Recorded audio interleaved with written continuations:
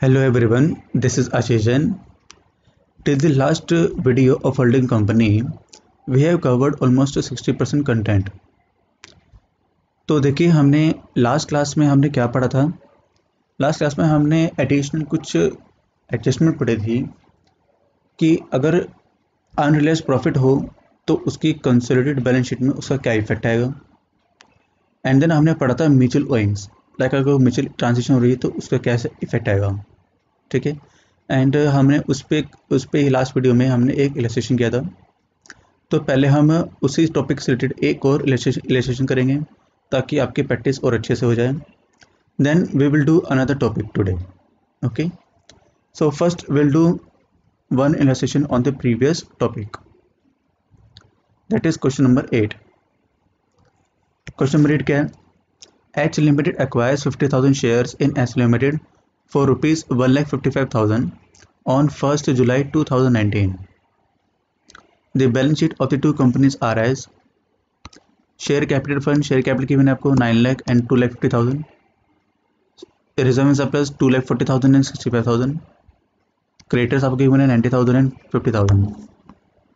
Then there are some assets also, plants and equipment 8 lakh and 1,50,000, non-current investment 1,55,000.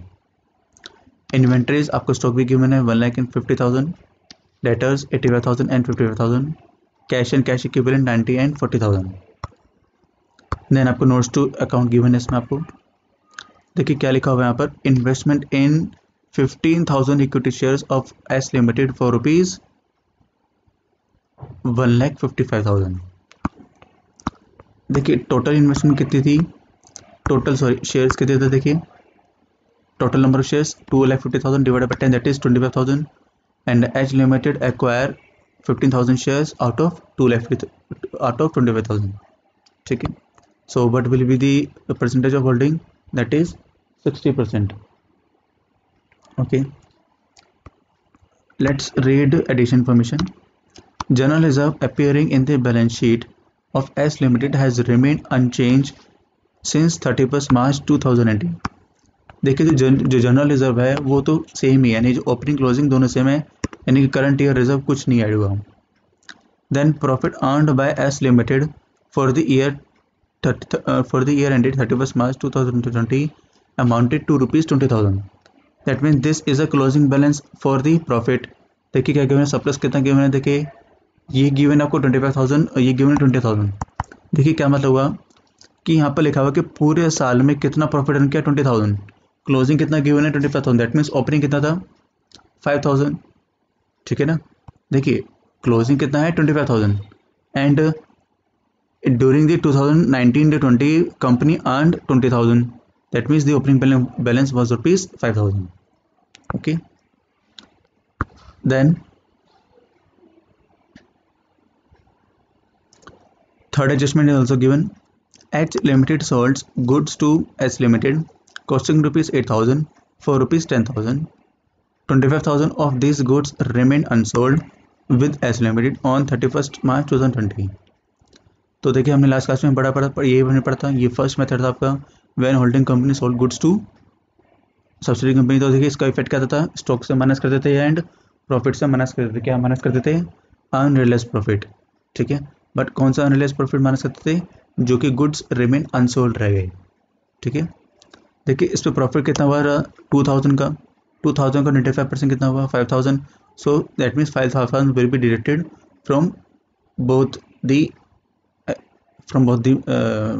Sides, that is asset side and from liability side. Asset side में किस्म से, stock में से, and liability side में कहाँ से minus करेंगे हम, प्रॉफिट में से। ठीक है, then creditors of S limited include 4,000 due to H limited on account of this goods. ये क्या हुआ आपका, म्यूचुअल ओइंग्स, डेटर्स क्रेडिटर्स में से दोनों में से 4,000 डेटेड हो जाएंगे। देन लिखा हुआ है out of bills payable issued by X limited ₹15,000 are those which have been accepted in favour of H limited. Of this H limited had endorsed by 31st March 2020 ₹8,000 worth of bills receivable in favour of its creditors. देखिए इन दोनों में that means क्या हुआ, देखिए mutual जो है वैसे तो अमाउंट कितना होगा, 15,000 माइनस 8,000, कॉमन अमाउंट तो 7,000 ही होगा। सो क्या करेंगे हम, कॉमन डेट्स यानी कॉमन अमाउंट जो हम जो 7000 we will deduct from the bills payable as well as from the bills receivable. ठीक है, दोनों में से इसको हम माइनस कर देंगे। ठीक है, तो यहाँ पर आपके दो म्यूचुअल होंगे सबके, debtors creditor that is ₹4000 and then bills payable and bills receivable ₹7000। ठीक है, now let's start with this question number 8। पहले हम टाइमलाइन बनाएंगे। From 1st April 2019 to 31st March 2020। Okay, date of acquisition क्या है? 1st July 2019, this is the date of acquisition. Okay, अब देखिए हमें क्या गिवन था। देखिए जनरल रिजल्ट के लिए तो हमें बोला हुआ कि opening and closing for the same, तो हमें तो उसकी कोई एडजस्टमेंट करनी नहीं है, but we need to do for the P and L, that means surplus. देखिए जरा क्या लिखा हुआ था सरप्लस, कई बार पढ़ते हैं। Profit earn by S limited for the year ended 31 मार्च 2020 कितना था अमाउंट? 20,000। क्लोजिंग कितना है? 25,000। दैट मीन्स ओपनिंग कितना होगा? 20,000। देखिए पी एंड एल में बोल रहे हैं that the closing balance was ₹25,000। ठीक है, and profit earned during this year, that means current year profit कितना है? 20,000, विच मीन्स ओपनिंग बैलेंस कितना होगा? 5,000। ठीक है, समझ आ गई। अब देखते हैं एडजस्टमेंट क्या कहती है। देखिए पहले हम उसको अच्छे से देखिए जानने से हमने कुछ करना ही नहीं है। ठीक है, अब जो ये प्रॉफिट है देखिए क्या करेंगे हम इसको, ये मैं सेकंड एडजस्टमेंट की फिल कर रहा हूँ। देखिए क्या हो जाएगा इसमें आपका, जो आपका प्री एक्विजिशन प्रॉफिट होगा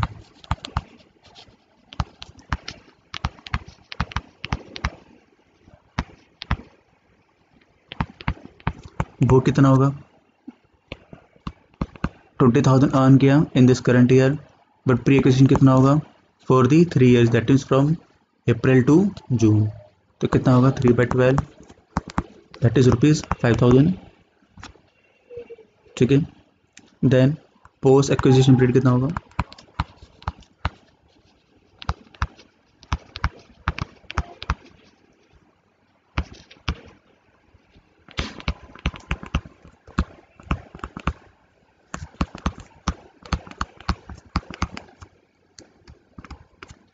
रिमेनिंग 15,000। ठीक है, देन देखिए आगे फर्दर इन एडजस्टमेंट क्या थी। और H Limited sold goods to S Limited costing ₹8,000 for ₹10,000. 25,000 of these goods remain unsold with S Limited on 31st March 2020। देखिए इसकी हम ट्रीटमेंट कैसे करते थे, हमने लास्ट क्लास में पढ़ा था। जब भी हम इसकी बैलेंस शीट बनाएंगे तो क्या करेंगे, स्टॉक में से एंड प्रॉफिट में से। स्टॉक कितना आएगा? अमाउंट इसकी देखिए 10,000 आएगी, सॉरी 25,000, 2,500 रहेगा तो अनसोल्ड। ठीक है, एंड उसमें से हम क्या करेंगे, अनरियलाइज प्रॉफिट माइनस कर देंगे दोनों में से। अनरियलाइज प्रॉफिट देखिए 2,000 कमाया था टोटल, उसका 25% कितना आ गया? 3,500, वो हम लेस कर देंगे। जो भी करंट ईयर का प्रॉफिट है उसमें से हम 500 अनरियलाइज प्रॉफिट माइनस कर देंगे। ठीक है, ये हमें जिसको एडजस्टमेंट करनी है। देन क्या लिखा था, creditors of S limited include 4,000 due to H limited. देखिए क्या था ये पॉइंट, ये यहाँ पर आपके कुछ म्यूचुअल ओइंग्स हैं।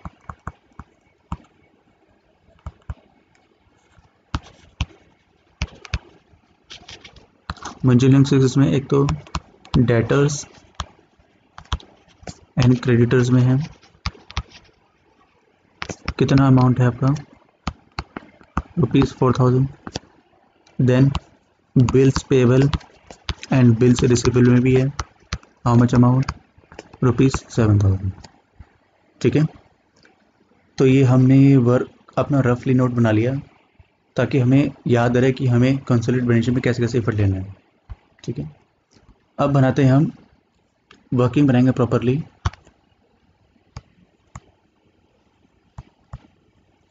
First we will calculate analysis of profits,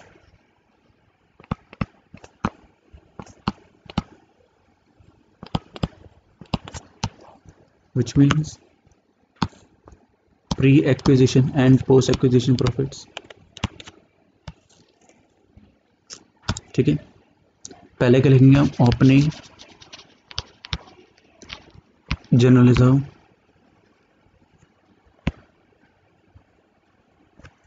देखिए कितना था, यहाँ पे लिखा, देखो यहाँ लिखा था रिमेनिंग चेंज में ओपनिंग क्लोजिंग दोनों सेम था, तो दोनों पूरा देंगे यहाँ पर 40,000। ठीक है, फिर लिखेंगे ओपनिंग सरप्लस और ओपनिंग P&L, देखिए वो कितना था, ऊपर में टाइमलाइन में देखिए ओपनिंग कितना था आपका 5,000, वो लिखेंगे हम। ठीक है, देन हम इसमें ऐड करेंगे करंट ईयर प्रॉफिट्स, जो कि कितना था 20,000 था, उसको हम प्री और पोस्ट में डिवाइड कर देंगे, जैसे हमने यहाँ लिखा हुआ था, प्री एंड पोस्ट में 5,000 and 15,000, 5,000 and 15,000, that's it. Total करेंगे सबका 50,000 and 15,000, and now we know already that this amount will be divided into two parts, cost of capital and minority interest, and this will also divided into two parts, this will add in current income and also in minority interest। ठीक है, ये कितना होगा 60%, 40%, similarly this will be 60% and 40%।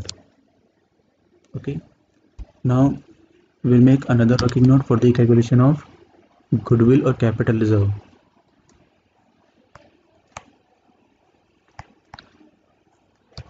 उसके लिए calculate करते हैं हम कॉस्ट ऑफ कैपिटल,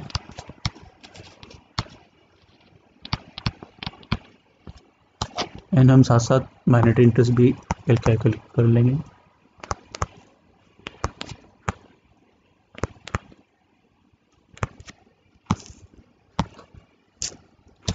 पहले क्या लिखते हैं हम, कॉस्ट ऑफ इन्वेस्टमेंट,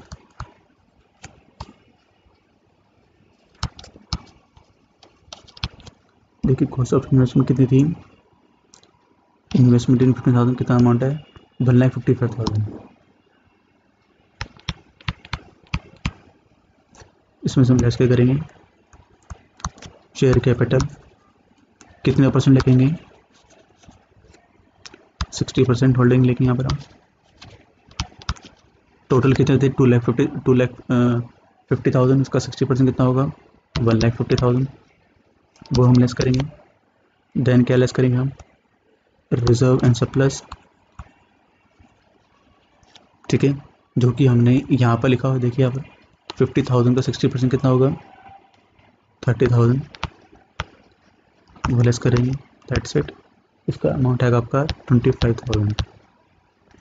ठीक है, ये क्या है आपका जनरल रिजर्व और कैपिटल, सॉरी गुडविल और capital reserve, this will be goodwill. Okay, now come to minority interest, यहाँ शेयर कैपिटल कितना था 1,50,000, तो यहाँ रेवेन्यू कितना रह जाएगा आपका 1 lakh.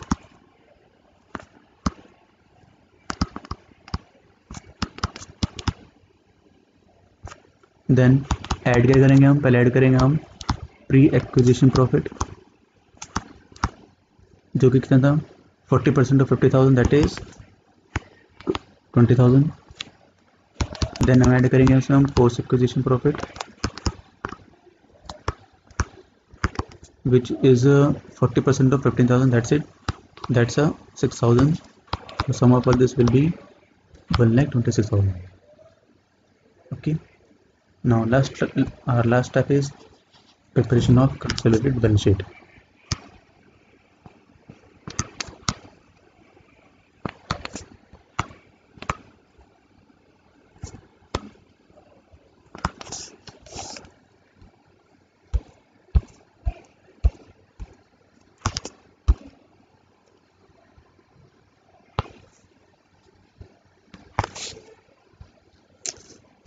First heading will be equity and liabilities,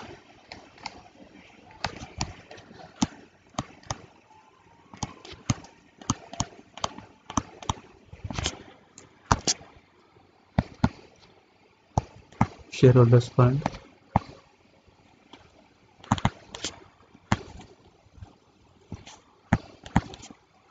share capital only for holding company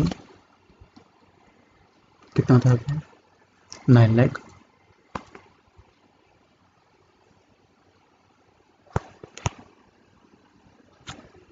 then reserve and surplus,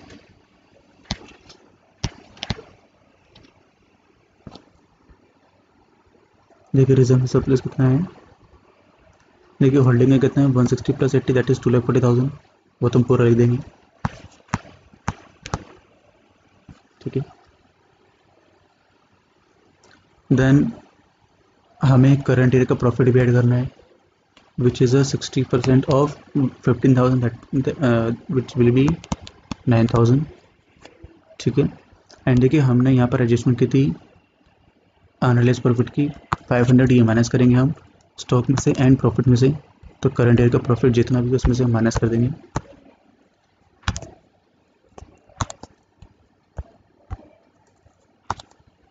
that is ₹500। Now this will come to 2,48,500, okay। Then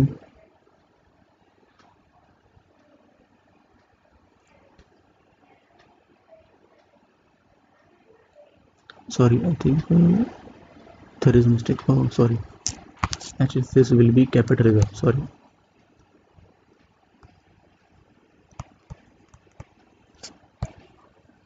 actually अब तक जितने क्वेश्चन किए हमने सब में गुडविल लेता था, तो बाय मिस्टेक लिख देना यहाँ पर capital, sorry for that.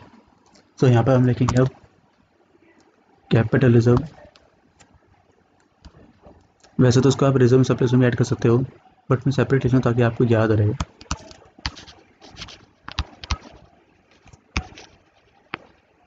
Capital reserve amounts to ₹75,000। Then minority interest,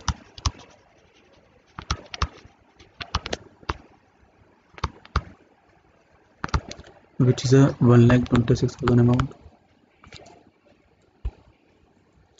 Then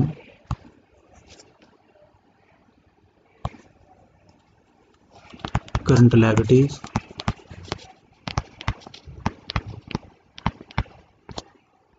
देखते क्वेश्चन में क्या था आपका करंट लायबिलिटीज में।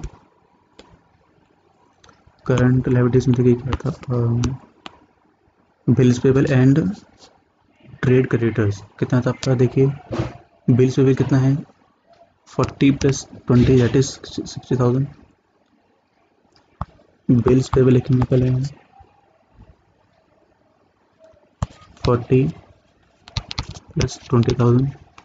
कॉमन था अमाउंट, हमारा कॉमन म्यूचुअल फंड्स था, अमाउंट ₹7,000, ठीक है। देन आएगा आपका ट्रेड क्रेडिटर्स, अमाउंट कितना था देखिए 50,000 + 30,000, 50,000 + 30,000। म्यूचुअल फंड्स इसमें कितना था 4,000, ठीक है। Now this will come 53,000 and this will be 76,000। Total sum कितना हो गया इसका 14,28,500, okay। Now come to asset side।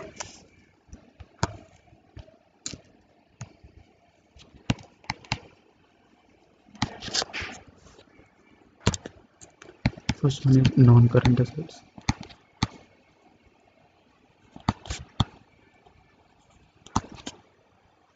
देखिए नॉन करंट एसेट में क्या था आपका मशीनरी एंड फर्नीचर, मैं टोटल लिख देता हूँ 8 lakh and 1,50,000।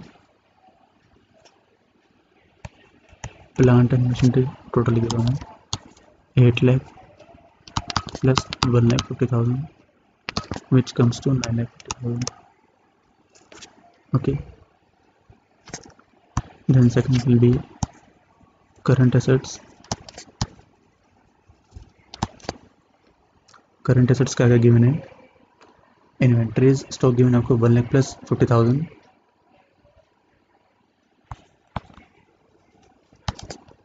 1 lakh plus 50,000, but इसमें से हम अनरियलाइज प्रॉफिट माइनस करेंगे 500 का, which comes to amount 1,49,500। Then cash देखिए कितना गिवन है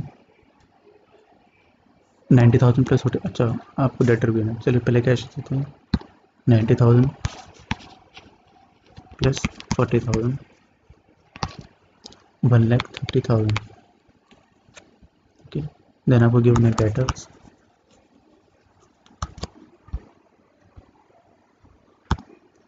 कितने गिवन है 85,000 प्लस 55,000,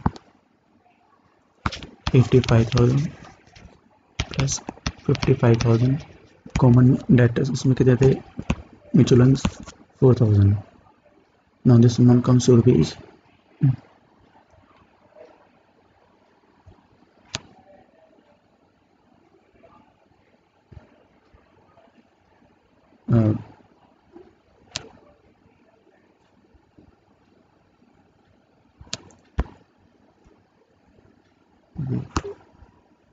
अच्छा, इसमें डेटर्स में एक्चुअली बिल्स रिसीवेबल भी होगा, तो वो इंक्लूड करके लेना पड़ेगा मुझे दोनों को, -7,000 भी कर देंगे इसमें, ठीक है।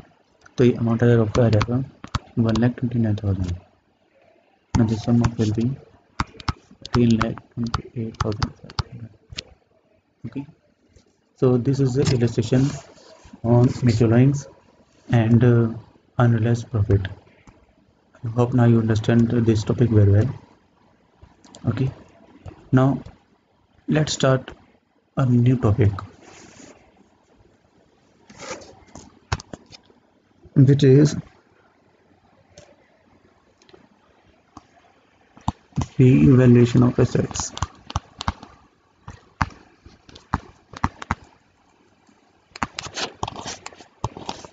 तो ध्यान से समझना इसको क्या है।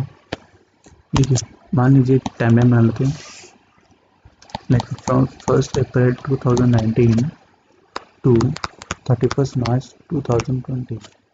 Okay, and suppose the date of acquisition is suppose 1st July 2019. Okay, now suppose the amount of plant and machinery in the beginning of this year amounts to rupees suppose 5 lakh. Okay, and the closing amount was rupees 4,50,000. Okay, but at the date of acquisition the value of plant and machinery was rupees suppose 6 lakh. Suppose 6 lakh, तो क्या हुआ, ये value क्या होगी, री value होगी, ठीक है। अब देखिए इसका इफेक्ट देखिए कहाँ पे आएगा, क्या सकते पहले ध्यान से समझना कि ओपनिंग बैलेंस कितना प्लांट और मशीनरी का 5 लाख, क्लोजिंग बैलेंस कितना था 4,50,000। That means and the date of acquisition उस प्लांट और मशीन की वैल्यू कितनी लगाई गई, 6 लाख लगाई गई। दैट मीन्स वैल्यू जो इसकी बढ़ गई, ठीक है। तो देखिए इसका इफेक्ट देखिए कैसे कैसे होगा। पहले तो देखना पड़ेगा कि एक्चुअली में इसमें प्रॉफिट हुआ कि लॉस हुआ, इस एसेट पे प्रॉफिट हुआ कि लॉस हुआ, पहले तो हम लोग को लिखाना है। तो हेडिंग लिखेंगे यहाँ पर हम रीवैल्यूएशन प्रॉफिट और लॉस। देखिए कैसे निकालेंगे, पहले हम निकालेंगे बुक वैल्यू कैलकुलेट करेंगे। बुक वैल्यू कौन सी डेट को, book value at date of acquisition, that means on 1 July 2019। कैसे निकालेंगे वैल्यू, देखिए यहाँ पर देखिए इनिशियल वैल्यू कितनी थी इसकी 5 लाख, ठीक है। अब हमें पहले आना है कि इसकी कंपेयर करेंगे, पहले हमें पता है रेट ऑफ डेप्रिसिएशन कितना होना चाहिए। तो देखिए रेट ऑफ डेप्रिसिएशन था कितना,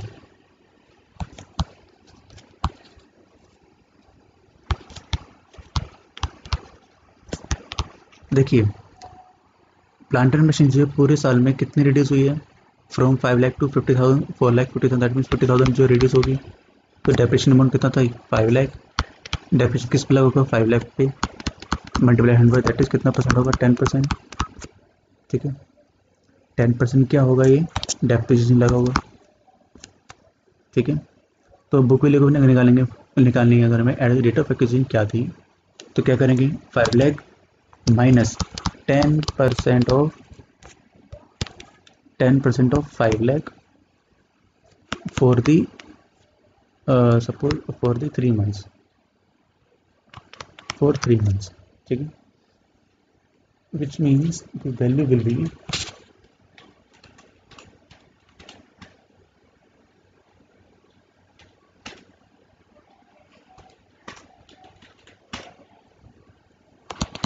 4,87,500, ठीक है। देखिए बुक वैल्यू एक्चुअल में इसकी आफ्टर डिप्रेशन का क्या थी, that means as date of acquisition कितनी थी 4,87,500, बट वैल्यू लगाई कितनी 6 लाख, दैट मीन्स क्या हो गया, इस पर रिवैल्यूएशन प्रॉफिट हो गया। तो क्या लिखेंगे यहाँ पर, रीवैल्यूएशन प्रॉफिट।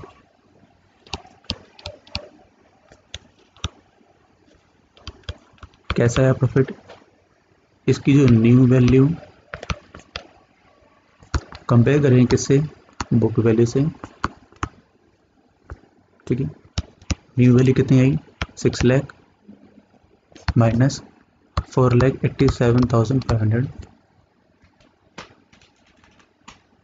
तो ये वैल्यू कितना आ गया 1,12,500, ये हो गया रीवैल्यूएशन प्रॉफिट, ठीक है। तो अब हमें पता लगाना है कि ये प्रॉफिट एक्चुअली कौन सा प्रॉफिट है, प्री एक्विजिशन प्रॉफिट है कि पोस्ट एक्विजिशन प्रॉफिट है। देखिए ये प्रॉफिट कब हुआ, अब till date of acquisition, that means क्या हुआ, कौन सा प्रॉफिट हुआ, ये हुआ capital profit, that is pre acquisition profit हुआ। कौन सा प्रॉफिट हुआ, ये कैपिटल प्रॉफिट हुआ आपका,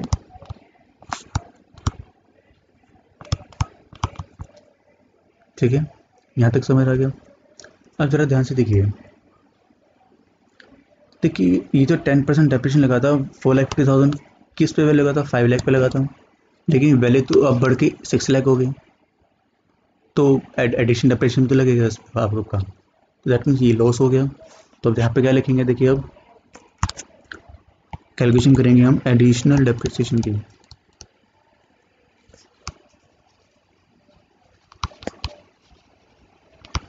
देखिए एडिशन डेप्रिसिएशन करने के आपके दो मेथड है, मैं आपको दोनों मेथड बता देता हूँ।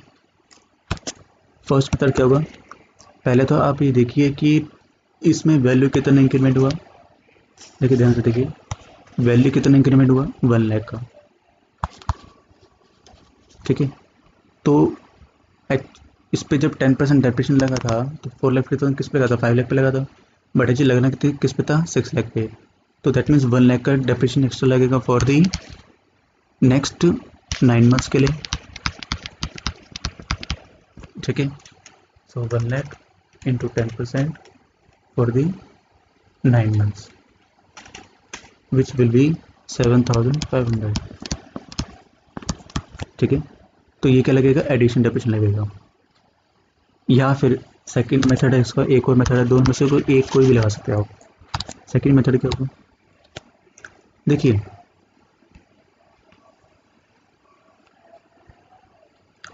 एक्चुअली में आपको रीवैल्यूएशन प्रॉफिट कितना हुआ 1,12,500 का, 1,12,500 का, तो प्रॉफिट डेप्रिसिएशन तो आपका इस पे भी लग सकता है आपका 1,12,500, उसका 10% मल्टीप्लाई बाय 9,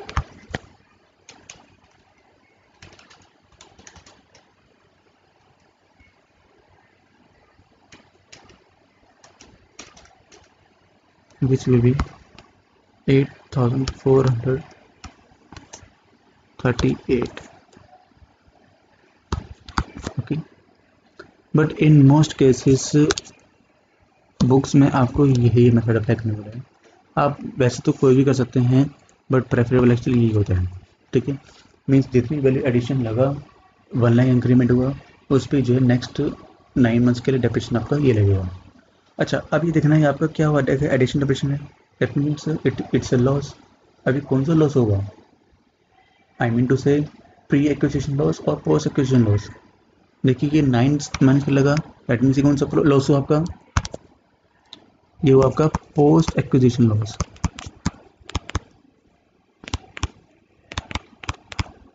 देखिए आपको यहाँ पर ऐसे वर्किंग बनानी पड़ेगी clearly, so that when you are going to analyse the profit, so आपको ये मान पता होना चाहिए कि किस में आपको प्री लेना है, किस में आपको पोस्ट लेना है, ठीक है। So this is the concept of revaluation assets. मैं आपको फिर से बता देता हूँ कि आपको पहले देखना है कि डेप्रिसिएशन कितना लगा, कितना परसेंट लगा। जैसे हमने इसमें लगा रहा कि डेप्रिसिएशन कितना था, 10%। देन उसकी हम बुक वैल्यू निकालेंगे at the date of acquisition. उसको हम कंपेयर करेंगे कि इसके न्यू वैल्यू से प्रॉफिट हुआ या लॉस हुआ। तो जो भी प्रॉफिट या लॉस होगा वो कौन सा होगा, कैपिटल लॉस और या फिर कैपिटल प्रॉफिट, जो हम इसके होगा, ठीक है। Then for the next 9 months हमें देखना है जो एडिशन डेबिशन लगेगा वो देखना है हमें, उसकी ट्रीटमेंट करेंगे, ठीक है। चलिए कोई नहीं, इसको हम एलिसिएशन करते हैं जिससे आपको कंसेप्ट और क्लियर हो। Now let's read question number 9।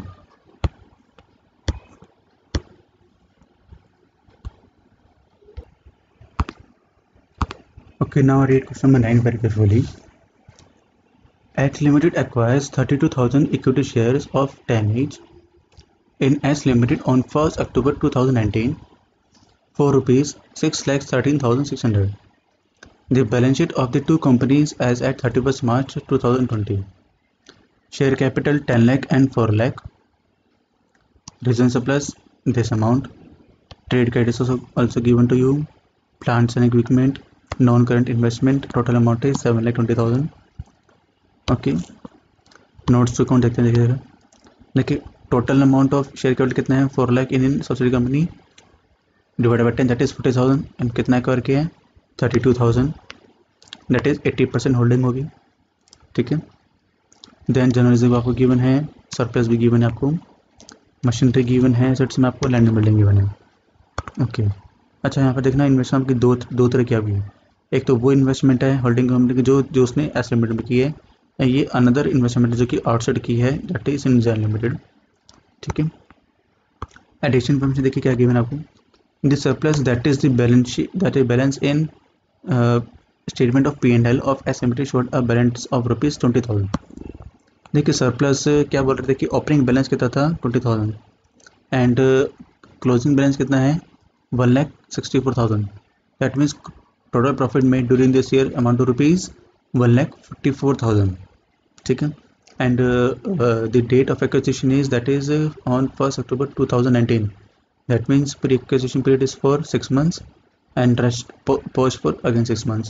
That means current year profit किस में डिवाइड हो जाएगा 72,000 for pre, 72,000 for post, okay.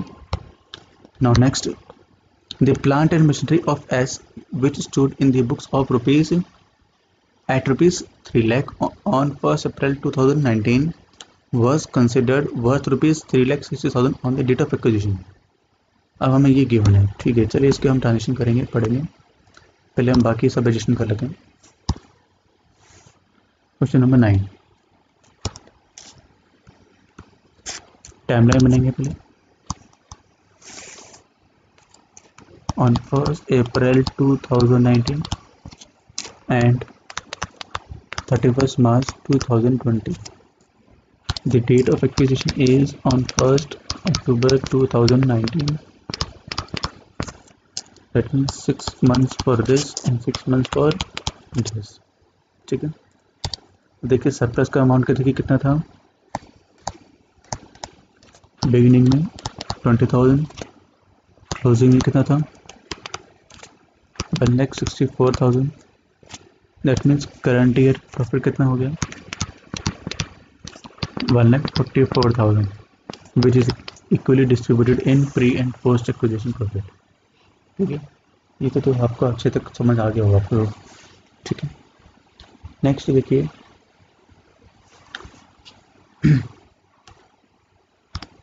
Start करते हैं वर्किंग नोट से।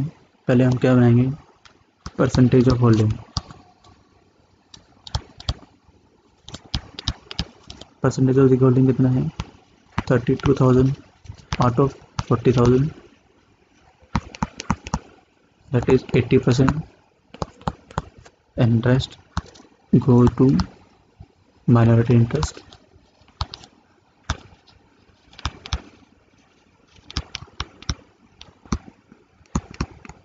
okay. नाउ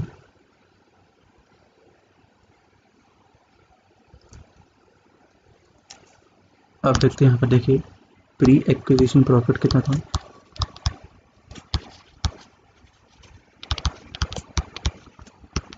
टोटल प्रॉफिट कितना अर्न किया ड्यूरिंग दिस ईयर 145,000, 6 मंथ्स में कितना होगा 72,000, सेम फॉर पोस्ट,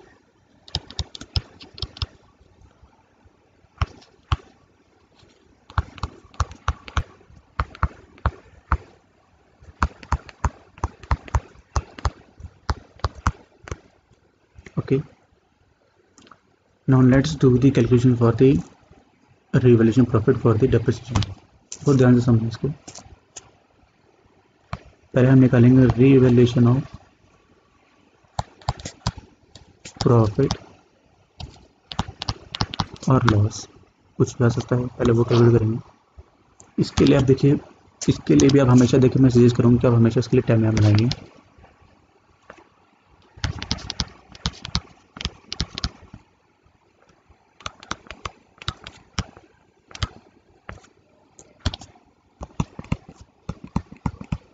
क्या है डेट ऑफ एक्विजिशन, ठीक है। देखिए प्लांट एंड मशीनरी की बिगिनिंग में वैल्यू लिखनी है, हमें क्लोजिंग में लिखनी है, एंड डेट ऑफ एक्विजिशन में भी लिखनी है आपको। अब जरा क्वेश्चन पढ़ते हैं जैसे, देखिए प्लांट एंड मशीनरी की वैल्यू क्लोजिंग बैलेंस कितनी है 2,70,000, पहले तो हम ये लिख देते हैं, ठीक है। अब एडजस्टमेंट पढ़ते हैं इससे रिलेटेड, क्या किया मैंने, देखिए the plant of machinery as of estimated stood in the book at ₹3 lakh on 1 April 2010, that means opening balance कितना था इसका 3 लाख, ठीक है। And the value at the date of acquisition कितनी है 3,60,000, ये गिवन आपको। देखिए अगर ओपनिंग में 3 लाख था एंड क्लोजिंग में अगर 270 हो गया, विच मीन्स 10% डेप्रिसिएशन लगा होगा, आपने कैलकुलेशन कर ही ली होगी, 3 लाख माइनस 10%, ठीक है, 30,000 डेप्रिसिएशन लगा, तो दैट मीन्स 10% डेप्रिसिएशन लगा। लेकिन फिर भी हम उसकी वर्किंग नोट करेंगे, देखिए कैसे करेंगे। पहले निकालेंगे परसेंटेज ऑफ डेप्रिसिएशन कितना था, या फिर rate of depreciation,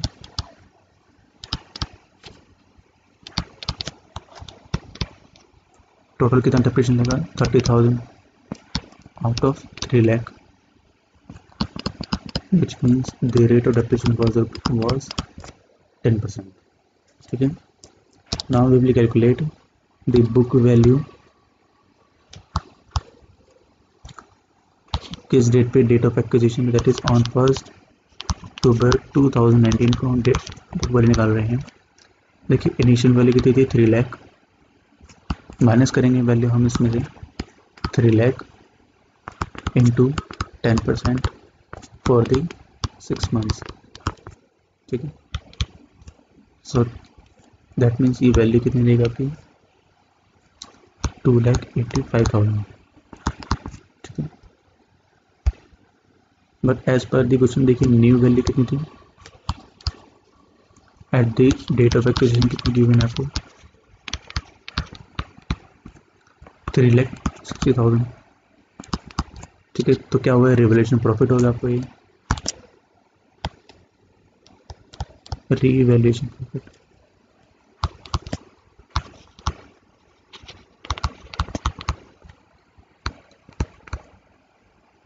$3,60,000 minus 2,85,000,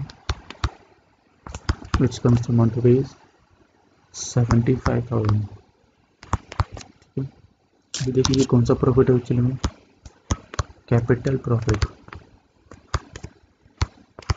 because ये आपका before the date of acquisition है, उस डेट तक है, ठीक है। तो इसको हम कहाँ कंसिडर करेंगे, इसको हम प्री एक्विजिशन प्रॉफिट में, ठीक है। यहाँ तक समझ आ गया। अब देखिए यहाँ पर आप आपका एडिशन डेप्रिसिएशन में लगे हो, आपका एक्चुअली डेप्रिसिएशन किस पे लगा, इनिशियली आपका इनिशियल डेप्रिसिएशन लगा आपका 3 लाख पे, बट लगाना था किस पे 360 पे, दैट मीन 60,000 आपको एडिशन डेप्रिसिएशन पे करना पड़ेगा, ठीक है। तो कैसे करेंगे इसमें, एडिशनल डेप्रिसिएशन,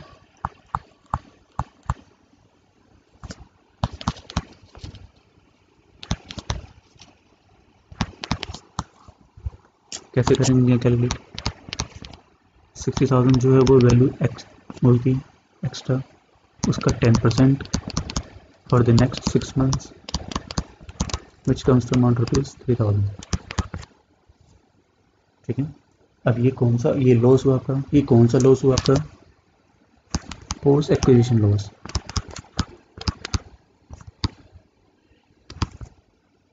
ठीक है, बस अब बाकी अपने वर्किंग नोट करेंगे जैसा हम अब तक क्या करते थे। पहले हम वर्किंग नोट बनाएंगे किसके लिए? Analysis of profits.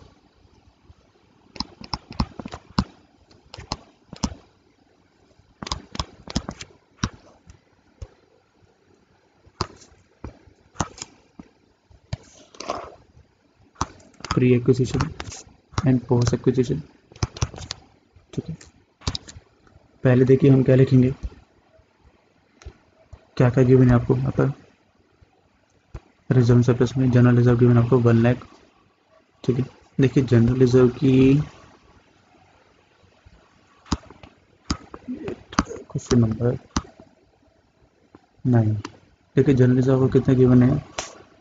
2 लाख। आपको कुछ इन्फॉर्मेशन गिवन नहीं है, so which means general reserve during this year वो सेम रहा है, opening and closing balance were same. ठीक है, तो यहाँ पर क्या लिखेंगे हम? पहले हम ओपनिंग जनरल रिजर्व 2 लाख। ठीक है, 2 लाख देखिए। ठीक है, now come to surplus. Surplus में देखिए हमने कैलकुलेशन में देखिए ओपनिंग कितना था? 1,64,000, सॉरी ओपनिंग कितना था? 20,000। ओपनिंग था आपका 20,000। क्या लिखेंगे? ओपनिंग सरप्लस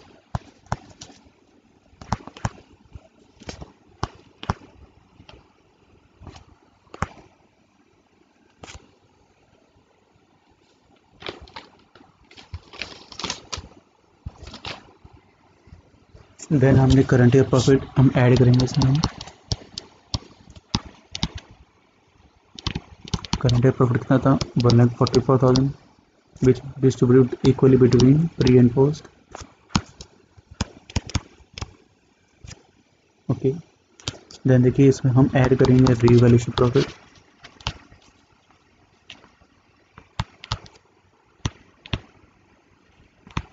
देखिए रीवैल्यूएशन प्रॉफिट हमने जो बनाया था,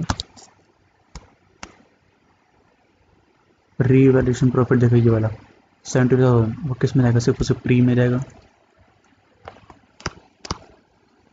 इसमें नहीं जाएगा। देन हम लेस करेंगे एडिशनल डेप्रिसिएशन, क्योंकि वो लॉस है।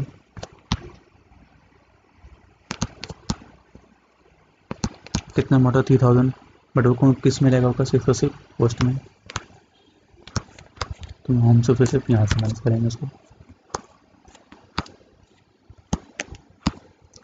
टोटल करते हैं इसको। ये आएगा आपका 3,67,000 एंड ये आएगा आपका 69,000 and as you numerable this amount will again distribute to part, cost of capital and minority interest, and this will be divided in income and minority interest. Okay, ये कितना था आपका? देखिए 80%, 20%, 80%, 20%। Okay, another working note for the cost of capital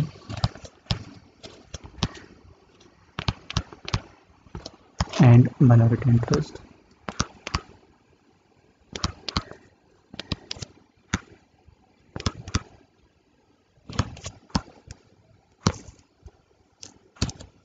first हम देखेंगे यहाँ पर cost of investment.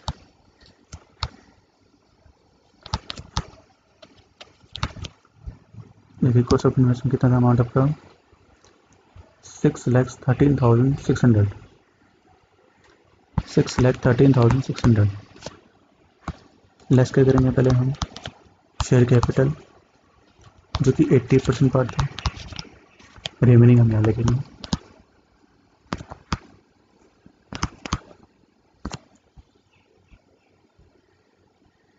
कितने शेयर से 4,00,000 80% ले लिए, दैट मीन्स 3,20,000, फिर remaining 80,000 minority interest. Okay, then हम रिजर्व से प्लस माइनस करेंगे इसमें 80% ऑफ 3,67,000,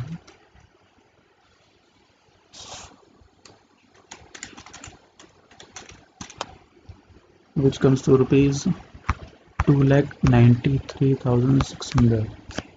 ठीक है, ये भी माइनस करेंगे, ये भी माइनस करेंगे, ये आपका अमाउंट आ गया nil, that mean there is no loss no profit. ठीक है, देन हम इसमें ऐड करेंगे पहले हम प्री एक्विजिशन प्रॉफिट ऐड करेंगे, then post acquisition profit add करेंगे।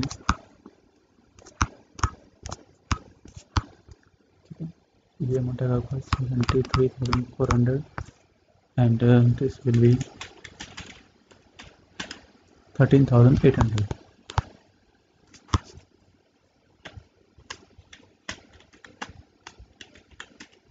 टोटल होगा आपका इसका 1,67,200। Okay, now let's prepare consolidated balance sheet.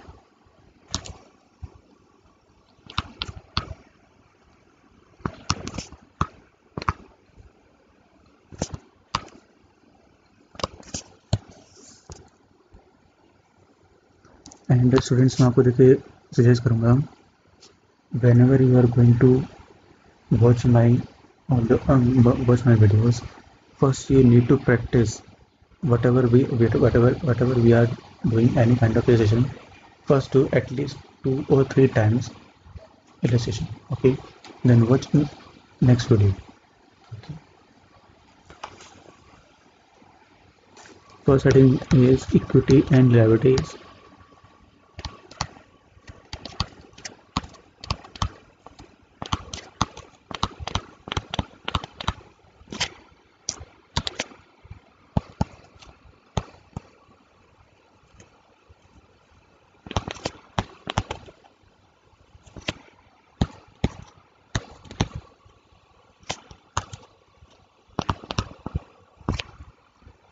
Capital देखिए कितना था आपका 10 लाख फॉर होल्डिंग कंपनी,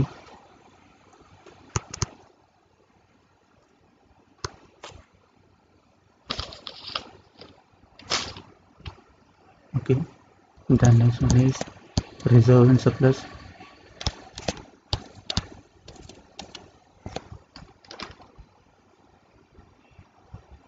देखिए रिजर्व सरप्लस कितना था आपका,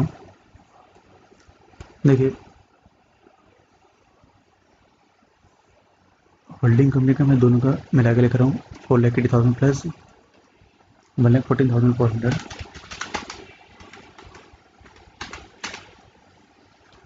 5,94,400,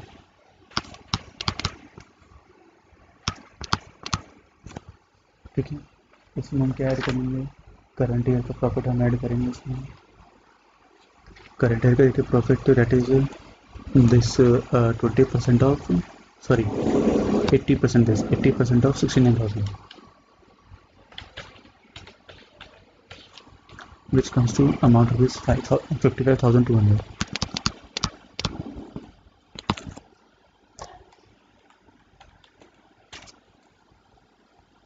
6,49,600, okay, then minority interest,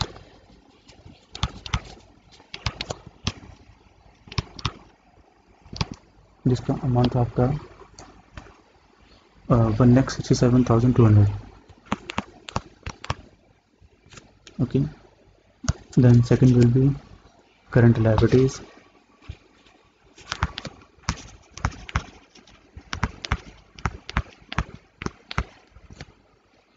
creditors आपको गिवन है amount आपको given है 3,39,600 plus 66,000 4,05,600 sum of all this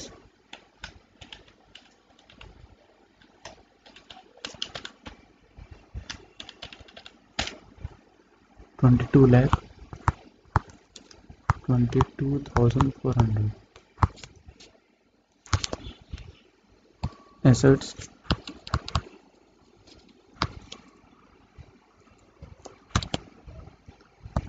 non-current assets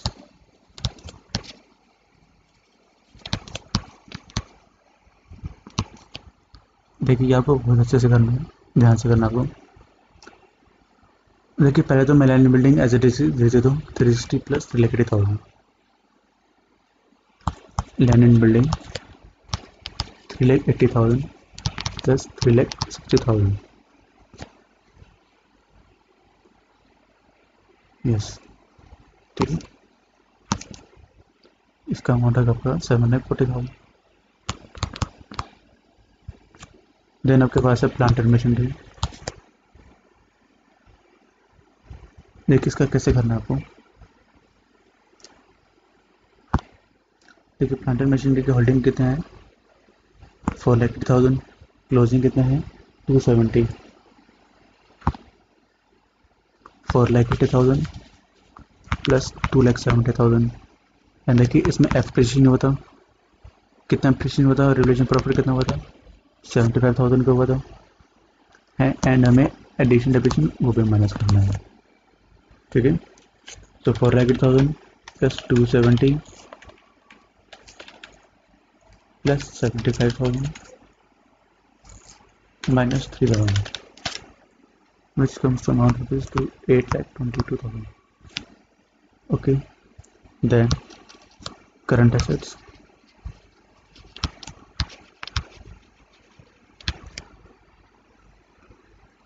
देखिए क्या मैंने आपको इन्वेस्टमेंट ईयर लिखनी है आपको 1,06,400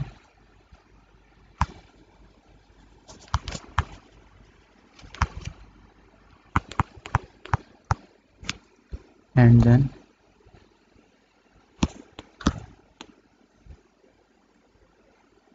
आपको ये भी गिवन है ये आई थिंक आपका कैश और गिवन है क्वेश्चन में 3,74,000 एंड 1,80,000 यहाँ पर देखें अदर करंट एसेट्स दोनों का टोटल रहेगा आपका 5,54,000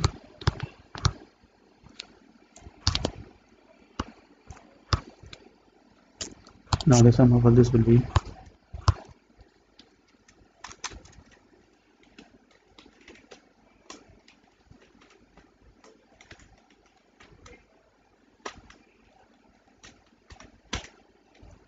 22,22,400 बैलेंस मैच हो गए।